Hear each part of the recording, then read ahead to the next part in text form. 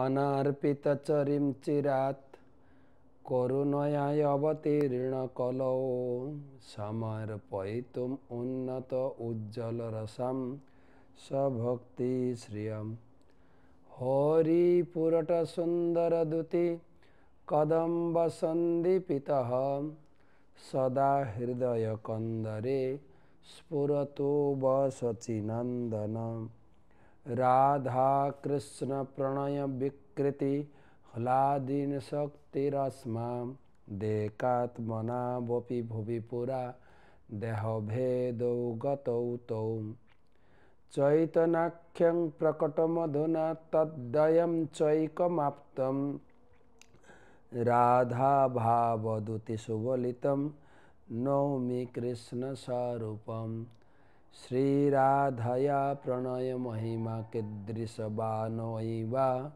सद्यो जनाद्भुत मधुरिमा कीदृशवा मोदीय सौखाञ्जस्य मदनुभवत कीदृशं वेति लोभा तद्भावाढ्य समजनि शचि गर्भ सिन्धौ हरिन्दो वन्दे अहं श्रीगुरो श्रीयुतपदकमलं श्रीगुरून् वैष्णवांश्च श्रीरूपं साग्रजातं सहगण रघुनाथान्वितं तं सजीवं साद्वैतं सावधूतं परिजनसहितं कृष्णचैतन्यदेवं श्रीराधा कृष्णपादान् सहगण ललिता श्री विशाखान्वितांश्च नमो ॐ विष्णुपादाय कृष्णप्रेष्ठाय भूतले श्रीमते भक्तिवेदान्त स्वामिनिति नामिने नमस्ते सारस्वते देवे गौरवाणी प्रचारिणे निर्विशेष शून्यवादी पाश्चात्यदेशतारिणे जय श्री कृष्ण चैतन्य प्रभु नित्यानंद श्री अद्वैत गदाधर श्रीवासदि श्री गौर भक्तबिंद हरे कृष्णा कृष्ण कृष्ण हरे हरे हरे राम राम राम हरे हरे। तो आज के আমরা শ্রী চৈতন্য চরিতামৃত महाकाव्य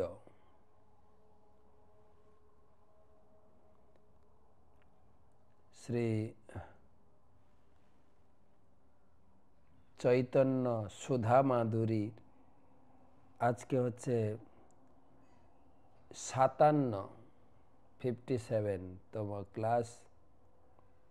শ্রী চৈতন্য মহাপ্রভুকে আমরা বৃন্দাবন যেতে সেই রাস্তায় তার কার্যকলাপ সম্বন্ধে আলোচনা করছি। মহাপ্রভু তিনি পুরী থেকে বেরিয়ে বলভদ্র ভট্টাচার্য এবং আরেকজন ব্রাহ্মণ তিনজন পুরী থেকে কটক মহানদী পার হয়ে কটক পার হয়ে ঝাড়খণ্ডের পথে তিনি বানারসে পৌঁছেছিলেন। বেনারস থেকে প্রয়াগে স্নান করে তিনি এখন মথুরাতে উপনীত হয়েছেন।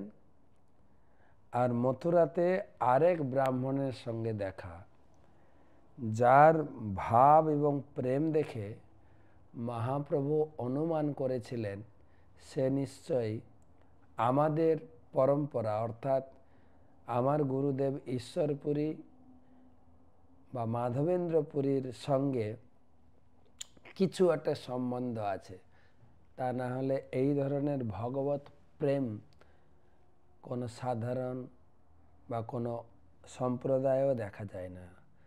তো তার পরিচয় জানতে চাইলেন, তখন তিনি বললেন আমি হচ্ছি মাধবেন্দ্র পুরীপাদের শিষ্য, যিনি যিনি ভ্রমণ করতে করতে বৃন্দাবনে এসেছিলেন। মথুরা যখন এসে বিশ্রাম ঘাটে স্নান করছিলেন, তার সঙ্গে আমার পরিচয় হয়।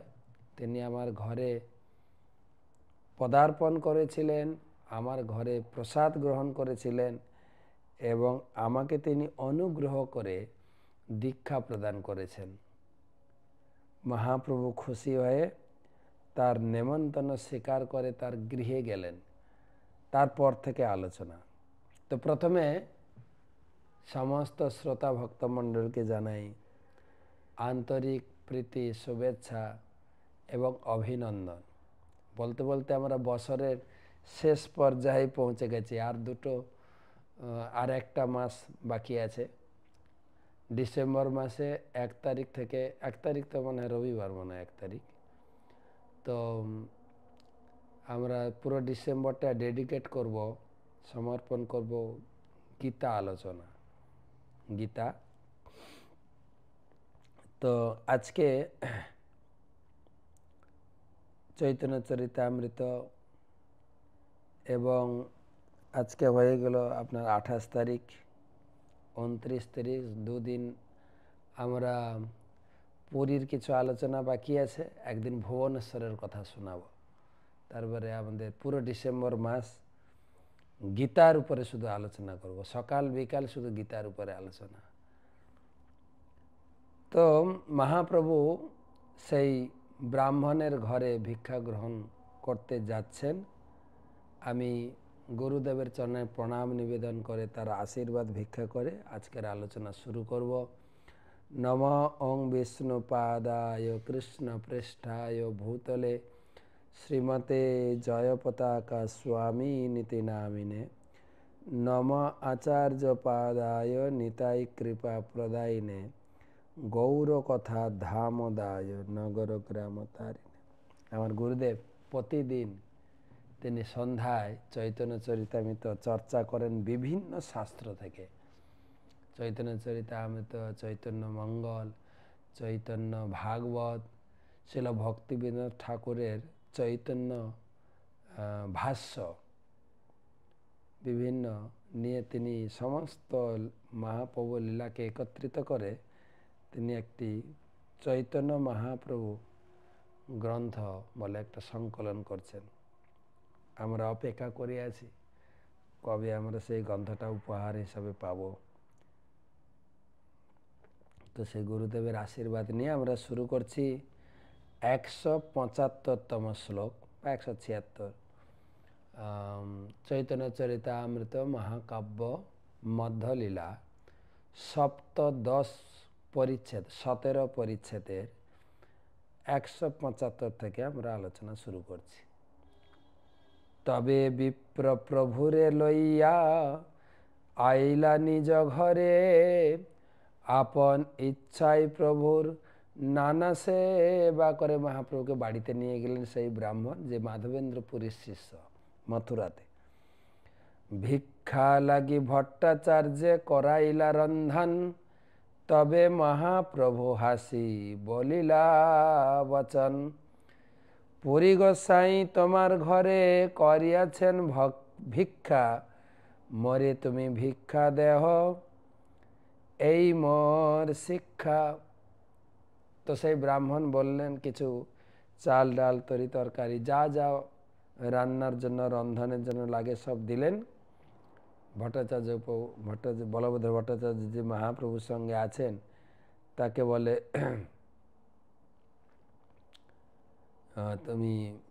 তুমি রান্না করো মহাপ্রভুর সেবার জন্য।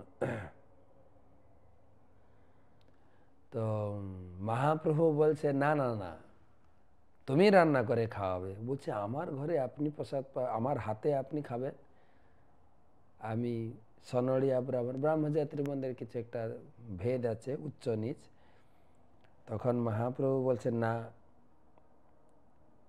যেখানে মাধবেন্দ্র পরিপাত তোমার বাড়িতে ভিক্ষা গ্রহণ করেছেন, প্রসাদ গ্রহণ করেছেন, সেটা তো তিনি দেখিয়ে গেছেন। তারই পদাঙ্ক অনুসরণ করে আমিও তোমার হাতে প্রসাদ গ্রহণ করব।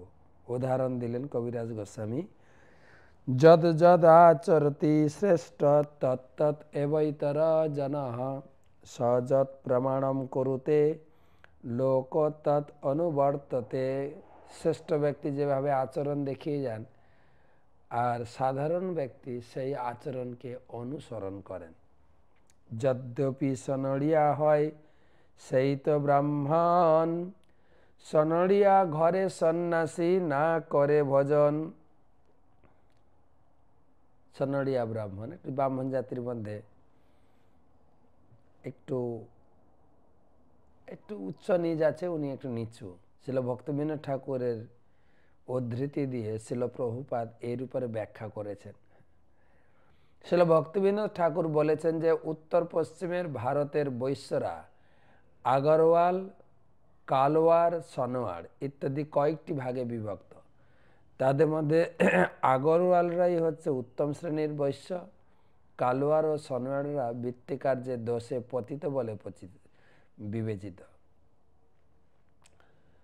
কালওয়ারেরা সাধারণত সুরা আদি মাদক দ্রব্য পান করে, যদিও তারা বৈশ্য তবুও তাদের পতিত বলে বিবেচনা করা হয়। কালওয়ার ও সনোয়ারদের যারা যাজন করেন তাদের সনড়িয়া ব্রাহ্মণ। শিল ভক্তবিনোদ ঠাকুর বলেছেন যে বাংলাদেশের সনোয়ার শব্দে সুবর্ণ বণিকদের বোঝানো হয়। বাংলাদেশেও যে সমস্ত ব্রাহ্মণেরা সুবর্ণ বণিক সম্প্রদায়ে যাজন করেন তাদেরও নিম্ন শ্রেণীর ব্রাহ্মণ বলে বিবেচনা করা হয়। সনোয়ার এবং সুবর্ণ বণিকদের মধ্যে অল্প পার্থক্য রয়েছে। সাধারণত সুবর্ণ বণিকেরা সোনা রূপের ব্যবসা করে ও টাকা সুদ খাটায়। পশ্চিম দেশে আগরওয়ালরা টাকা খাটায়, সুবর্ণ বণিক ও আগরওয়াল সম্প্রদায়ের সেটি হচ্ছে মূল ব্যবসা। ঐতিহাসিকভাবে আগরওয়ালরা পশ্চিমের অযোধ্যা থেকে এসেছে এবং সুবর্ণ বণিকেরাও অযোধ্যা থেকে এসেছে। তা থেকে মনে হয় যে সুবর্ণ বণিক এবং আগরওয়াল একই সম্প্রদায়ের লোক। সনড়িয়া ব্রাহ্মণেরা কালওয়াড় ও সনোয়ারদের যাজক, তাই তাদের নিম্ন শ্রেণীর ব্রাহ্মণ বলে বিবেচনা করা হয় এবং সন্ন্যাসীরা তাদের গৃহে ভিক্ষা করেন না। কিন্তু চৈতন্য মহাপ্রভু সনড়িয়া ব্রাহ্মণের হাতে রান্না অন্ন ব্যঞ্জন ভোজন করেছিলেন, কেননা তিনি মাধবেন্দ্র পুরীপাদের শিষ্য ছিলেন। শিল মাধবেন্দ্র পুরী ছিলেন চৈতন্য মহাপ্রভুর গুরুদেব, ঈশ্বরপুরীর গুরুদেব। মাধবেন্দ্র পুরী ছিলেন চৈতন্য মহাপ্রভুর গুরুদেব, ঈশ্বরপুরীর গুরুদেব। তাই জাগতিক উচ্চ নিচ ভেদ বিচার না করে পারমার্থিক স্তরে তাদের মধ্যে এক পারমার্থিক সম্পর্ক প্রতিষ্ঠিত হয়। তথাপি পুরী দেখি তার বৈষ্ণব আচার, শিষ্য করি তার ভিক্ষা কইল অঙ্গীকার। যেহেতু মাধবেন্দ্র পুরী তোমার হাতে খেয়েছে, তাই তুমি আমাকেও রান্না করে খাওয়া, কোনো দোষ নেই। মহাপ্রভু তারে যদি ভিক্ষা মাগিল, দৈন করি সেই বিপ্র কহিতে লাগিল, তোমারে ভিক্ষা দেব বড় ভাগ্য সে আমার, তুমি ঈশ্বর নাহি তোমার বিধি ব্যবহার, মূর্খ লোকে করিবে ক তোমার নিন্দন, সহিতে না পারিমু সেই দুষ্টের বচন।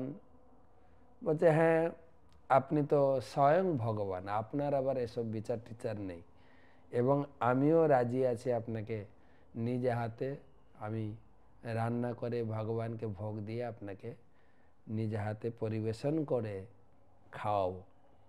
কিন্তু লোকে এটা বুঝবে না, বলবে নিচু জাতি ব্রাহ্মণের ঘরে সন্ন্যাসী একজন ভিক্ষা করেছে। সেইটা আমি লোকের যে দুষ্ট লোকের ক্লিষ্ট ব্যবহার আমি সহ্য করতে পারবো না। তো এর উপরে তাৎপর্য দিয়েছেন প্রভুপাদ।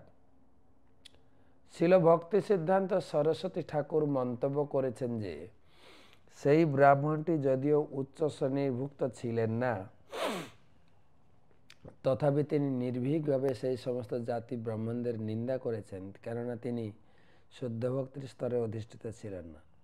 চৈতন্য মহাপ্রভু নিম্ন বর্ণের মানুষদের বৈষ্ণবে পরিণত করেছিলেন বলে কিছু লোক তার বিরোধিতা করেছিল, এই ধরনের মানুষেরা মহাপ্রসাদকে অপ্রাকৃত বলেও বিবেচনা করে না, তাই তাদের এখানে মূর্খ এবং দুষ্ট বলে বর্ণনা করা হয়েছে। এই ধরনের উচ্চ বর্ণের লোকেদের তিরস্কার করার অধিকার শুদ্ধ বৈষ্ণবদের রয়েছে। তাই এই নির্ভীক উক্তিকে দম্ভ ও গর্ব বলে মনে করা উচিত নয়, পক্ষান্তরে এটি তার সরলতার পরিচয়।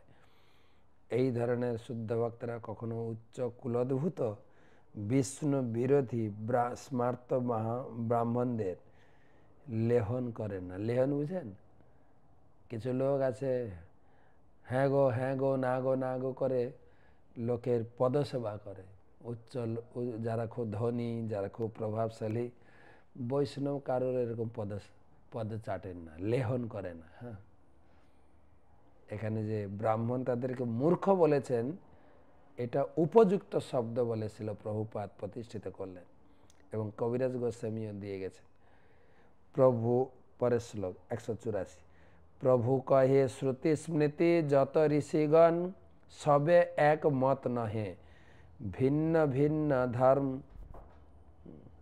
বেদ পুরাণ এবং সমস্ত ঋষিরা সর্বদা একমত পোষণ করেন না, ভিন্ন ভিন্ন ধর্মের ক্ষেত্রে ভিন্ন ভিন্ন কথা। তো আমি প্রত্যেকটা শ্লোকের যেখানে যেখানে প্রভুপাদ তাৎপর্য দিয়েছেন পড়ছি, কেননা আমাদের চৈতন্য চরিতামৃত পড়াও এক একটা অধ্যায় কমপ্লিট হয়ে যাচ্ছে। আমরা আমাদের এই আলোচনার পরিপ্রেক্ষিতে আমরা চৈতন্য চরিতামৃতটা পড়া শেষ করব বলে ভাবছি। সেই জন্য আমরা ধারাবাহিক শ্লোক অনুবাদ তাৎপর্য পড়ছি। আর এই চৈতন্য চরিত্রে বাংলা শ্লোক, তো সেই জন্য বাংলা বুঝতে পারছেন বলে অনেক শ্লোকের অনুবাদ পড়ছি না। অদ্বৈ জ্ঞানের স্তরে অধিষ্ঠিত না হওয়া পর্যন্ত একমত হওয়া সম্ভব নয়। তাৎপর্য বলছেন, নাসৌ ঋষির যস্য মতম ন ভিন্নম, স্বপ্রবর্তিত ভিন্ন মত প্রতিষ্ঠা না করতে পারলে তাকে ঋষি বলে গণনা করা হয় না।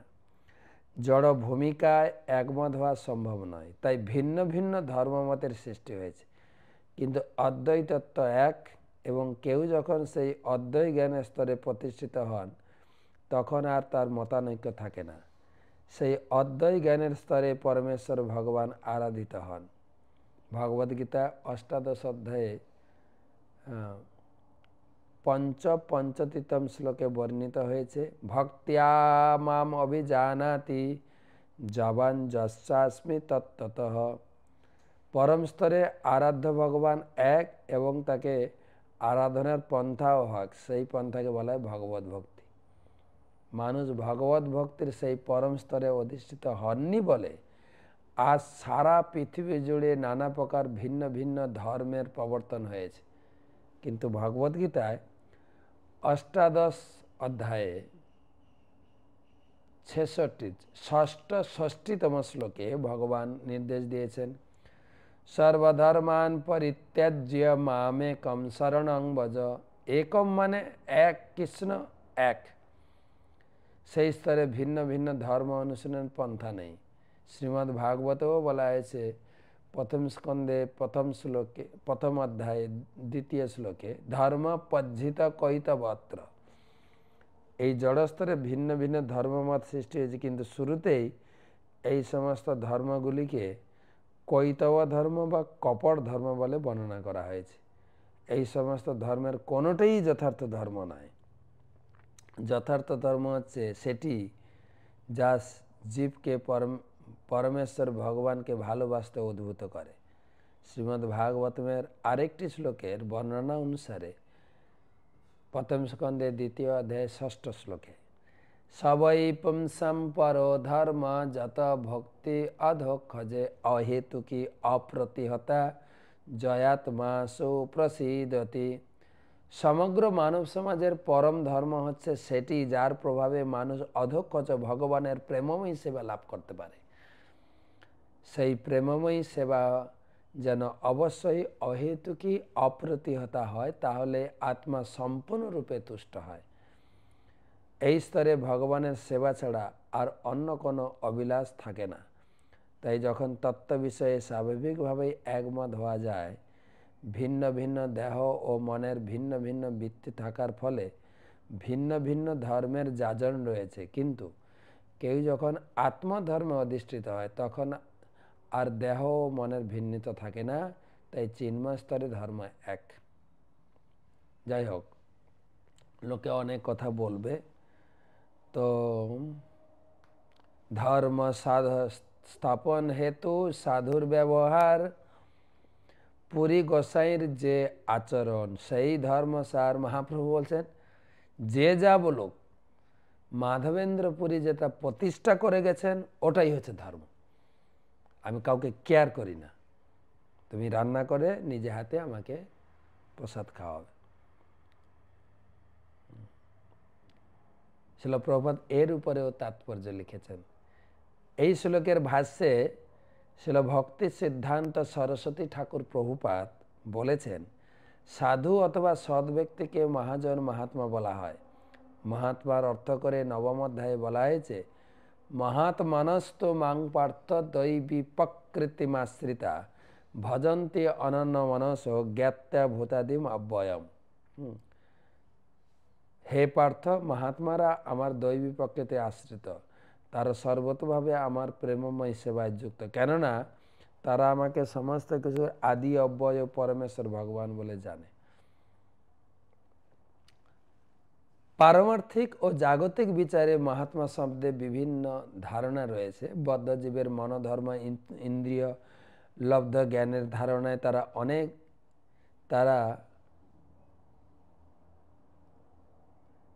বদ্ধজীবের মনোধর্ম বা ইন্দ্রিয় লব্ধ জ্ঞানের ধারণায় যারা তাদের ইন্দ্রিয় সুখভোগ ও ইন্দ্রিয় তর্পণের ইন্ধন প্রদান করছে তারাই মহাজন বলে তাদের কাছে বিবেচিত হন। ব্যবসায়ীর কাছে উত্তমর্ণ মহাজন হতে পারেন। ভোগপর কর্মীর কাছে জৈবনাদি ঋষি বা বিভিন্ন পোষক ধর্মশাস্ত্রকেরা মহাজন। ইন্দ্রতীর্থ বৃত্তি নিরোধকারী যোগীদের কাছে পতঞ্জলি আদি ঋষি মহাজন। শুষ্ক জ্ঞানপন্থীদের কাছে নিরীশ্বর কপিল, বশিষ্ঠ, দুর্বাসা, দত্তাত্রেয় প্রভৃতি কৈবল্য অদ্বৈতবাদীরা মহাজন। অসুরদের কাছে হিরণাক্ষ, হিরণ্যকশিপু, রাবণ, মেঘনাথ, জরাসন্ধ হচ্ছেন মহাজন। দেহের পরিবর্তন সম্বন্ধে জল্পনা কল্পনাকারী জড়বাদী নৃতবাদীদের কাছে ডারউইনের মতো মহাজনেরা মহাজন। ডারউইনের মতো ব্যক্তিরা মহাজন। পরমেশ্বর ভগবানের সম্পর্ক রহিত, ভগবানের বহিরঙ্গা শক্তির দ্বারা মোহিত বৈজ্ঞানিকদের পর্যন্ত কিছু কিছু মানুষ মহাজন বলে মনে করে। তেমনি দার্শনিক, ঐতিহাসিক, সাহিত্যিক, বক্তা ও সামাজিক রাজনৈতিক নেতাদের কখনো কখনো মহাজন বলে স্বীকৃত হয়। এই ধরনের মহাজনেরা এক প্রকার মানুষদের দ্বারা পূজিত, যাদের সম্বন্ধে শ্রীমদ্ ভাগবতে বলা হয়েছে তারা মহাজন বলতে পারে, কিন্তু ভাগবত গালি দিয়েছে।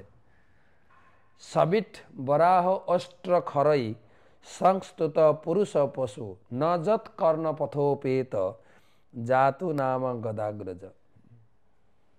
যে সমস্ত মানুষ কুকুর, শূকর, উট, গাধার মতো, তারা সমস্ত মানুষদের স্তুতি করে যাদের কর্ণে কখনো গদাগ্রজ কৃষ্ণের নাম প্রবেশ করে না। ছিল ভক্তি সিদ্ধান্ত ঠাকুর সিংহ গুরু ছিলেন, তো খুব কড়া কড়া কথায় এই কৃষ্ণ ভক্তিকে প্রতিষ্ঠা করেছেন। বুঝছে, এরা কুকুর, শূকর, উট আর গাধা, এই যে সমস্ত লোকের নাম হলো। এইভাবে জড়স্তরে পশু সদৃশ নেতারা পশু সদৃশ মানুষদের কাছে পূজিত হচ্ছে। কখনো কখনো ডাক্তার, মনস্তিত্ববিদ, সমাজসেবীরা দেহের বেদনা, দুঃখ ও ভয় দূরীকরণের চেষ্টা করেন, কিন্তু চিন্ময় স্বরূপ সম্বন্ধে এবং পরমেশ্বর ভগবানের সঙ্গে আমাদের যে কি সম্পর্ক সেই জ্ঞান তাদের নেই। তবুও মহাজন মানুষেরা তাদের মহাজন বলে বিবেচনা করে। আত্মবঞ্চিত মানুষেরা বংশের দোহাই দিয়ে গুরুত্বের দাবিকারী অর্থলোভ প্রবঞ্চক গুরুদেবদের গ্রহণ করে, গুরুরূপে গ্রহণ করে। এইভাবে তারা প্রতারিত হয়। কিছু কিছু মানুষ ছিল বৃন্দাবন ঠাকুর বর্ণিত ঢং বিপ্রদের প্রবঞ্চক ব্রাহ্মণ মহাজন বলে স্বীকার করে। এই ধরনের প্রবর্তকেরা ছিল হরিদাস ঠাকুরের প্রতি ঈর্ষাপরায়ণ হয়ে মহাজন হরিদাস ঠাকুরের অনুকরণ করে। নানা রকম কৃত্রিম প্রয়াস করে নিজেদের মহাভক্ত বলে প্রচার করে, অথবা জাদুবিদ্যা বুজরুকি বুঝিয়ে মূর্খ লোকদের বিবেচনায় মহাজন পদবাচ্য হয়। আমরা সে ভুবনেশ্বর গিয়েছিলাম, আপনারা পেয়েছেন, আমাদের উদয়গিরি খণ্ডগিরি সেই এলাকায় আমরা আলোচনা করছিলাম। তান্ত্রিক একজন মহামূর্খ, সে নিজেকে ভগবান বলে কিছু তন্ত্র মন্ত্র দেখিয়ে লোককে মোহিত করেছিল। ছিল ভক্তিবিনোদ ঠাকুর। তার উপযুক্ত শাস্তি দিয়েছেন, জেলে পুরে তাকে মৃত্যুদণ্ড দিয়েছেন। এখানে তো আলোচনা করছে ছিল ভক্তি সিদ্ধান্ত সরস্বতী ঠাকুর, ছিল প্রভুপাদের কথা। তার পিতৃদেবও ছিলেন একদম ঐকান্তিক নিষ্ঠাপরায়ণ কৃষ্ণ নামে এবং ভাগবতমের আশ্রয় নিয়ে এই সমস্ত দুর্বৃত্ত লোকদের তিনি পরাস্ত করেছিলেন। শুধু পরাস্ত করেছিলেন না, তাদেরকে এই জগৎ থেকে সরাতে পেরেছিলেন। তো ছিল প্রভুপাদ সেই ভক্তি সিদ্ধান্ত সরস্বতী ঠাকুরের কড়া কড়া কথাকে এখানে তিনি তুলে ধরে আমাদের বোঝাতে চাইছেন। লোকে অনেকেই মানে, কিন্তু এখানে কেবলমাত্র মাধবেন্দ্র পুরীকে মহাজন বলে স্বীকার করা হয়েছে। যে যার নিজের লোককে সম্মান। রাজনৈতিক নেতারা কে ভুল করুক ঠিক করুক, আমাদের দলের নেতা আমাদের কাছে মহাজন। হ্যাঁ, ওনারা যা করছেন, আগে তো এতটা সুবিধা পাইনি আমরা, করছে। ভালো মন্দ বিচারবোধ আমরা হারিয়ে ফেলেছি। যে আমাদের এটা দূরদর্শিতা হওয়া উচিত। তাৎক্ষণিক 5 বছর গদিতে বসার জন্য তোষামত বা পা চাটার কথা শাস্ত্রে লেখা হয়নি।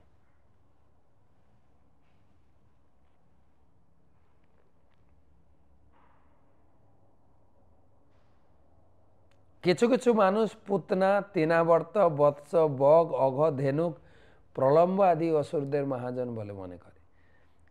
কিছু মানুষ বিষ্ণু বিরোধী পৌণ্ড্রক, শ্রীগাল বাসুদেব, দৈত্যগুরু শুক্র, নাস্তিক চারবাক, বেন, সুগত এবং এদের মহাজন বলে মনে করে। এই ধরনের মানুষরা শ্রী চৈতন্য মহাপ্রভুকে পরমেশ্বর ভগবান বলে বিশ্বাস করে না। পক্ষান্তরে তারা ভগবত বিদ্বেষী প্রবচকদের ভগবানের অবতার বলে মনে করে প্রতারিত হয়। এইভাবে মূর্খ পাষণ্ডী মহাজন রূপে স্বীকৃত হয়েছে। জড় জগতে কেউ কর্মবীর বলে প্রসিদ্ধ হতে পারে, অথবা ধর্ম অনুষ্ঠানে অত্যন্ত সফল হতে পারে, অথবা জ্ঞানবীর হতে পারেন, অথবা প্রসিদ্ধ ত্যাগী হতে পারেন, কিন্তু শ্রীমদ্ ভাগবতমের শিক্ষায় বলা হয়েছে, নেহ যৎ কর্ম ধর্মায় ন বিরাগায় কল্পতে ন তীর্থপদ সেবা ওই জীবন নপি মৃত হিসহ। আপনি যাই করুন, বড় ধনী হতে পারেন, তপস্বী হতে পারেন, বৈরাগী হতে পারেন, জ্ঞানী হতে পারেন, যদি আপনি ভগবানের পুজো সেবা না করেন, আপনি মৃত ব্যক্তি। দেখেন চৈতন্য চরিতামৃত মহাপ্রভু লীলা পড়তে গিয়ে সিদ্ধান্ত আমি শোনাচ্ছি, প্রভুপাদ যা লিখেছেন। আমরা যারা ভক্তি পথে আছি, দুটো দিক বিচার করতে হবে। আমরা যেন কোনো কিছু প্রলোভনের দ্বারা প্রতারিত না হই। কেবল কৃষ্ণ ভক্তি এবং কৃষ্ণ শিক্ষাতে যেন আমরা থাকি। সেজন্য বিভিন্ন দিক বিচার করে আমার ভক্তি জীবনকে সুরক্ষিত দেওয়া হচ্ছে। অর্থাৎ সমস্ত পূর্ণ কর্ম, সকাম কর্ম, ধর্ম অনুষ্ঠান এবং বৈরাগ্যের চরম লক্ষ্য হচ্ছে ভগবানের সেবা। সেবার বিভিন্নতা রয়েছে। কেউ দেশের, মানুষের, সমাজের, বর্ণাশ্রম ধর্মের, আর্তদের, দরিদ্রদের, ধনীদের, স্ত্রীলোকদের, দেবদেবীদের সেবা করতে পারেন। এই সমস্ত ইন্দ্রিয় তর্পণ ও জড়ভোগের অন্তর্গত। দুর্ভাগ্যবশত মানুষ সাধারণ এই প্রকার জড় কার্যকলাপের প্রতি আকৃষ্ট এবং এই ধরনের কার্যকলাপের নেতারাই মহাজন বলে স্বীকৃত। প্রকৃতপক্ষে তারা কেবল মানুষের ভ্রান্ত পথে পরিচালিত করে এবং সাধারণ মানুষ বুঝতে পারে না কিভাবে তারা বিপদগামী হচ্ছে। তাই শ্রী নরোত্তম দাস ঠাকুর লিখেছেন, সাধু শাস্ত্র গুরু বাক্য চিত্তেতে করিয়া। সাধু হচ্ছেন চৈতন্য মহাপ্রভুর মতো মহাপুরুষ, সেই প্রকার সাধু শ্রীমদ্ ভাগবত ও ভগবদ গীতার শাস্ত্রে, ভগবদ গীতার মতো শাস্ত্রে ও সদ্গুরু, এই ভগবদ গীতার সাধু, শাস্ত্র এবং সদ্গুরু, এই তিনের নির্দেশ অনুসরণ করে পারমার্থিক পথে অগ্রসর হতে হয়। ভগবত ভক্তে বিহীন মানুষেরা সর্বদাই ভ্রান্তিবশত জড় উদ্দেশ্য সমন্বিত মহাজনদের, জড় সমন্বিত মানুষদের মহাজন বলে মনে করে, কিন্তু মহাজনকৃত লক্ষণ হচ্ছে কৃষ্ণ ভক্তি। প্রায় দেখা যায় যে সকাম কর্মী, শুষ্ক জ্ঞানী, অভক্ত, হঠযোগী, কামিনী কাঞ্চনের আসক্ত প্রবঞ্চনকারীদের মহাজন বলে স্বীকৃতি দেওয়া হয়। শ্রীমদ্ ভাগবতের ষষ্ঠ স্কন্ধে এই প্রকার অবৈধ মহাজনদের সম্বন্ধে বলা হয়েছে। প্রায়েণ বেদ তদিদম ন মহাজনয়ম বেদ দেব্যা বিমোহিত মতির্বত মায় আলম তর্জম জড়কৃতমতি মধুপুষ্পিতায়াম বৈতানিকে মহতি কর্মণি যুজ্যমান। অর্থাৎ জগতে যে সমস্ত কর্মী মহাজন নামে খ্যাত, সেই সমস্ত অজ্ঞজনেরা ভগবত ভক্তির মাহাত্ম্য জানে না। তাদের বুদ্ধি ত্রিগুণময়ী মায়ার দ্বারা বিমোহিত, তাই তারা বিশুদ্ধ ভগবত ভক্তির মহিমা হৃদয়ঙ্গম করতে পারে না। তারা জড় কার্যকলাপের প্রতি আকৃষ্ট হয় এবং জড়া প্রকৃতির উপাসকে পরিণত হয়। তাই তারা সকাম কর্মী নামে পরিচিত। তার পারমার্থিক কার্যকলাপের নামে জড় কার্যে লিপ্ত। ভগবদ্গীতায় এই ধরনের মানুষদের বেদবাদরতা বলে বর্ণনা করা হয়েছে। তারা বেদের প্রকৃত তাৎপর্য হৃদয়ঙ্গম করতে পারে না, কিন্তু তবুও তারা নিজেদের বেদজ্ঞ বলে মনে করে। যারা যথার্থই বেদজ্ঞ তারা নিশ্চিতভাবে জানেন যে শ্রীকৃষ্ণ হচ্ছেন পরমেশ্বর ভগবান। বেদৈশ্চ সর্বৈ অহমেব বেদ্যা। মায়ের দ্বারা আচ্ছন্ন মানুষ যথার্থ পন্থা সম্বন্ধে অবগত নয়। তাই চৈতন্য মহাপ্রভু বলেছেন, ধর্ম স্থাপনা হেতু সাধুর ব্যবহার। চৈতন্য মহাপ্রভু স্বয়ং ভগবত ভক্তি অনুশীলন করে সকলকে তা অনুসরণ করার শিক্ষা দিয়েছেন। পুরী গোসাইয়ের যে আচরণ সেই ধর্মসার। চৈতন্য মহাপ্রভু স্বয়ং মাধবেন্দ্রপুরীর আচরণ অনুসরণ করেছেন এবং অন্যদের সেই পন্থা অনুসরণ করতে নির্দেশ দিয়েছেন। দুর্ভাগ্যবশত অনাদিকাল ধরে মানুষ তার জড় শরীরের প্রতি আসক্ত। যস্যাত্মা বুদ্ধি কুণপে ত্রিধাতুকে সাধি কলত্রাদিষু ভৌম ইজ্জধি যতীর্থ বুদ্ধি সলিলে ন কহির্চিত জনেষু অভিজ্ঞেষু সএব গোখর।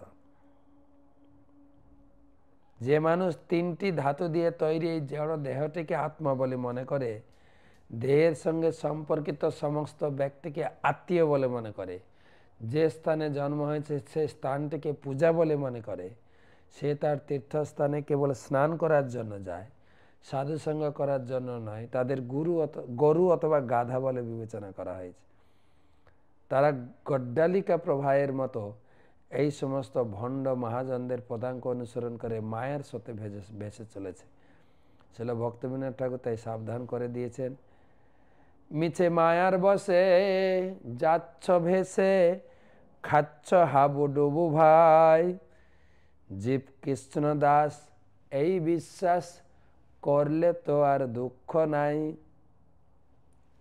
যারা সামাজিক রীতিনীতি অনুসরণ করে মহাজনদের প্রদর্শিত পন্থা অনুসরণ করতে ভুলে যায়, তাই তারা মহাজনদের চরণে অপরাধী। কখনো কখনো তারা প্রকৃত মহাজনদের অনাচার বলে বিবেচনা করে অথবা তাদের মন গড়া মহাজন তৈরি করে। এইভাবে তারা পরম্পরা ধারা অবজ্ঞা করে। এটি সকলের পক্ষে মহা দুর্ভাগ্যজনক। কেউ যদি প্রকৃত মহাজনদের পদাঙ্ক অনুসরণ না করে তাহলে তাদের সুখী হওয়ার সমস্ত পরিকল্পনা সম্পূর্ণরূপে ব্যর্থ হয়ে যাবে। চৈতন্য চৈতন্য মধ্যলীলায় 25 অধ্যায়। কত বড় জিনিসটা আমাদের ধরতে হবে, কিন্তু সঠিক পথ মত না ধরলে আমাদের সমস্ত ধ্যান তপস্যা পূজা পাঠ বেকার হয়ে যাবে। পরম কারণ ঈশ্বর কেহ নাহি মানে, শশ মত স্থাপে পরমতের খণ্ডনে। তাতে ছয় দর্শন হইতে তত্ত্ব নাহি জানি, মহাজন যেই কহে সেই তত্ত্ব মানি। শ্রীকৃষ্ণ চৈতন্য বাণী অমৃতের ধার, তিহ যে কহে এ বস্তু সেই তত্ত্ব সার। সাধারণ মানুষের এমনই দুর্ভাগ্য যে তারা পরমেশ্বর ভগবানের নির্দেশ গ্রহণ করতে পারে না। পক্ষান্তরে তারা তথাকথিত মহাজনদের মন গড়া সমস্ত মতবাদ অনুসরণ করে অধঃপতিত হয়। ছয় দর্শনের অনুসরণ করে কখনো প্রকৃত তত্ত্ব হৃদয়ঙ্গম করা যায় না। তাই পরম্পরা ধারায় মহাজনদের অনুকরণ করে পরম তত্ত্ব সম্বন্ধে অবগত হতে হয়। তাহলেই কেবল আমাদের প্রচেষ্টা সফল হবে। শ্রী চৈতন্য মহাপ্রভুর বাণী অমৃতের ধারার মতো। তিনি যা বলে গেছেন তাই পরম তত্ত্বের সারাতি সার। চৈতন্য, সাংখ্য, পতঞ্জলি আদি দর্শনের প্রণেতা কেউই প্রকৃতপক্ষে বিষ্ণুকে ঈশ্বর বলে জানেন না। এক কথায় তারাই হচ্ছেন প্রচ্ছন্ন অপ্রচ্ছন্ন নাস্তিক, অর্থাৎ তাদের কেউই আস্তিক নন। তারা কেবল নিজের মতবাদ তাদের বাহাদুরি প্রদর্শন করার জন্য তর্কের দ্বারা পরের মত খণ্ডন করে নিজের মত স্থাপন চেষ্টা করেছেন। সুতরাং এই সমস্ত শাস্ত্রের উপদেষ্টারা জগতে মহাজন বলে পরিচিত হলেও বস্তু তারা মহাজন নয়। তারা এই অত্যন্ত সংকীর্ণ অনুদার। এই কথা শ্রবণ করে সেই সমস্ত তথাগত মহাজনরা তাদের প্রকৃত বিচারে চৈতন্য মহাপ্রভু ও শুদ্ধ ভক্তের চরণে অপরাধ করে বসবেন। এটি গোড়ামি মাত্র। তাদের ধারণা চৈতন্য মহাপ্রভু বা শ্রী মাধবেন্দ্র পুরীপাদ ও পূর্বোক্ত ব্যক্তিদের অন্যতম একজন মহাজন মাত্র। সুতরাং তারা প্রাকৃত সহজ ধর্মের চিন্তা স্রোত নিমগ্ন হয়ে চেতন ও জড়র পার্থক্য নিরূপণে অক্ষম আর অল্প আছে তাৎপর্য হয়ে এই প্রকার সিদ্ধান্তই করবেন। কয়েক পৃষ্ঠা তাৎপর্য লিখেছেন প্রভুপাদ পরিশ্রম করে আমাদের বোঝানোর জন্য, আমরা যেন কারো সেই কি বলা যায় কারোর চক্করে পড়ে না যায়। কিন্তু যাদের অপ্রাকৃত স্বরূপ ধর্ম জাগরিত হয়েছে তারা সেই ধর্মের আলোকে উদ্ভাসিত হয়ে প্রত্যেক জীবের স্বরূপ দর্শন করতে সমর্থ। মহাভাগবত বা পরমহংসরাই অধক্ষজ দর্শন বা সুদর্শন। অতএব সেই নিষ্কিঞ্চন জনেরাই একমাত্র মহাজন। শ্রী মাধবেন্দ্রপুরী গোস্বামীও নিষ্কিঞ্চন মহাজন। তার আচরণের কোনো প্রকার মৎসরতা বা লোকবঞ্চনা নেই, কিন্তু আচরণ করে যা প্রচার করেছেন তা প্রদর্শিত সেই দৈব বর্ণাশ্রম ধর্মকে আদর্শ জ্ঞানে অনুগমন করলেই জীবের প্রকৃত মঙ্গল সাধিত হবে। শ্রী চৈতন্য মহাপ্রভু দৈব বর্ণাশ্রম ধর্মের আদর্শ প্রদর্শন শিক্ষা দিলেন।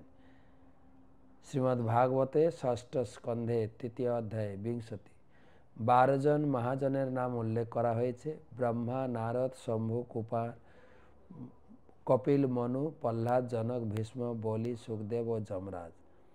গৌড়ীয় সম্প্রদায়ে মহাজন মনোনয়ন করতে হলে আমাদের শ্রী চৈতন্য মহাপ্রভু এবং তার প্রতিনিধিদের অনুসরণ করতে হবে। তার প্রধান প্রতিনিধি হচ্ছেন শ্রী রূপ গোস্বামী, তারপরে ষড় গোস্বামী, শ্রীরূপ, সনাতন, ভট্ট রঘুনাথ, শ্রীজীব গোপাল ভট্ট, দাস রঘুনাথ। শ্রী বিষ্ণু স্বামীর অনুগত শুদ্ধা দ্বৈতবাদী শ্রীধর স্বামীও মহাজন। চণ্ডীদাস, বিদ্যাপতি, জয়দেব এরা সকলেই মহাজন। কিন্তু তারা এই সমস্ত মহাজনে ভোগ বুদ্ধি বিশিষ্ট হয়ে তাদের সেবা করার পরিবর্তে তাদের তুচ্ছ স্বার্থ সিদ্ধির যন্ত্ররূপে মেপে নিতে বা গরুর উপর গুরুগুরি করতে ধাবিত হয়, সেই দুর্ভাগ্যবশত ব্যক্তি এই সমস্ত মহাজন থেকে দূরে অবস্থিত।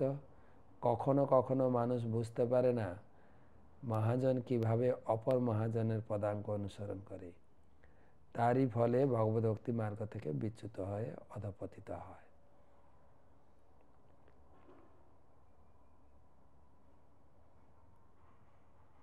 ওকে, আর কয়েকটা শ্লোক পড়ে নি।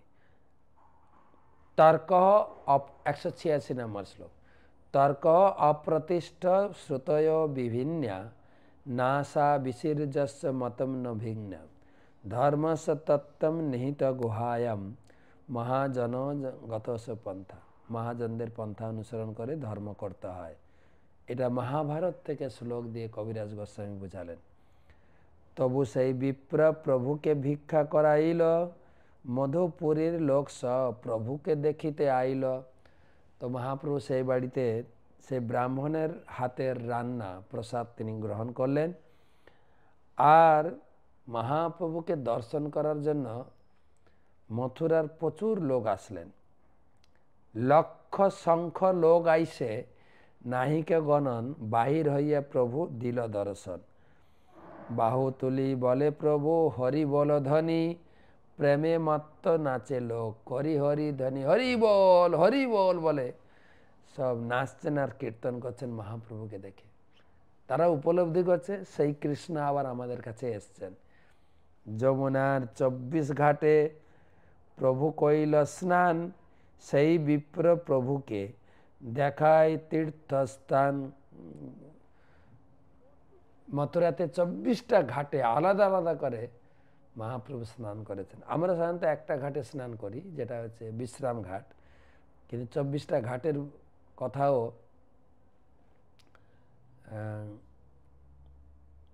পৌপা তাৎপর্য লিখেছেন এক একটা করে। অভিমুক্ত, অধিরূঢ়, গুজ্জ তীর্থ, প্রয়াগ তীর্থ, কঙ্কল তীর্থ, তিন্দুক তীর্থ, সূর্য তীর্থ, বটস্বামী তীর্থ, ধ্রুবঘাট তীর্থ, ঋষি তীর্থ, মক্ষ তীর্থ, বোধ তীর্থ, কৌকর্ণ, কৃষ্ণগঙ্গা, বৈকুণ্ঠ, অসিকুণ্ড, চতুসামুদ্রিক কূপ, অক্রূর তীর্থ, যাজ্ঞিক বিপ্রস্থান, কুব্জা কূপ, রঙ্গস্থল, মঞ্চস্থল, মল্লযুদ্ধস্থান, দশাশ্বমেধ ঘাট। তো আজকে এই পর্যন্ত রাখি। মহাপ্রভু কেবলমাত্র মথুরাতে 24টা ঘাট দর্শন করলেন, স্নান করলেন। তারপরে এখান থেকে তিনি মথুরা দর্শনে বেরোবেন, যেখানে কৃষ্ণের জন্মস্থান, ভূতেশ্বর, অনেক কিছু দর্শন করে তিনি বৃন্দাবনে ভ্রমণ করবেন। তো সেটা পরবর্তী সত্রে আলোচনা করব। এই এই এই অধ্যায়ে অর্থাৎ এই পরিচ্ছেদে আরেকটা ক্লাস হবে। শুভরাত্রি। শ্রী চৈতন্য মহাপ্রভু কি জয়। রাধে রাধে।